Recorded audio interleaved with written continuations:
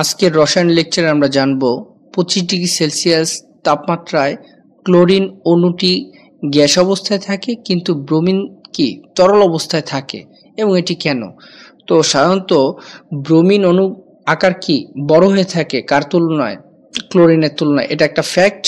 তো যখনই ব্রোমিন অণুটা বড় হয়ে থাকে আমরা জানি ব্রোমিন এবং ক্লোরিন এরা হলো কি অপোলার যৌগ, আর অপোলার যৌগের মধ্যে ভ্যান ডের ওয়ালস ফোর্স বা লন্ডন ফোর্স কাজ করে থাকে। তো সাধারণত ভ্যান ডের ওয়ালস ফোর্স বা লন্ডন ফোর্সগুলো সাধারণত এই অপোলার যৌগ যখন আকারে বড় হয় তাদের মধ্যে কি হয়, তার মধ্যে লন্ডন ফোর্সটি বেশি মানে লন্ডন ফোর্সটি বেশি হয়ে থাকে, মানে অতি শক্তিশালী হয়ে থাকে। তো ব্রোমিনের আকার আমরা দেখতে পাই যে ক্লোরিনের চেয়ে বড়, কারণ এরা একই গ্রুপের মৌল। তো ক্লোরিনের চেয়ে কি ব্রোমিনের আকার বড় এবং ক্লোরিনের আকার ছোট। সেক্ষেত্রে কি এই যে ব্রোমিন আছে, এই ব্রোমিনের কি হবে, ব্রোমিনের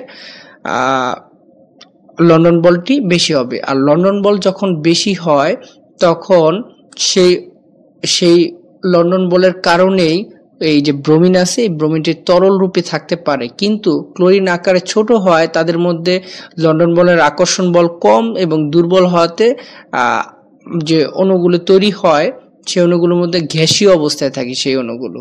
আর লন্ডন বল বেশি হয়, আন্তঃআণবিক শক্তি বেশি হয় 25°C তাপমাত্রায় ব্রোমিনের।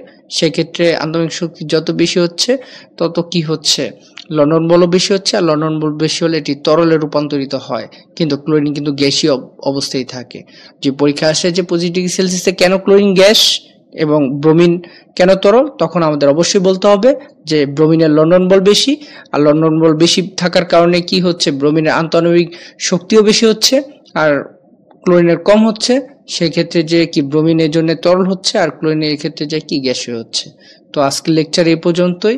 আগামী লেকচারে আমরা আরো নতুন কিছু নিয়ে আসবো।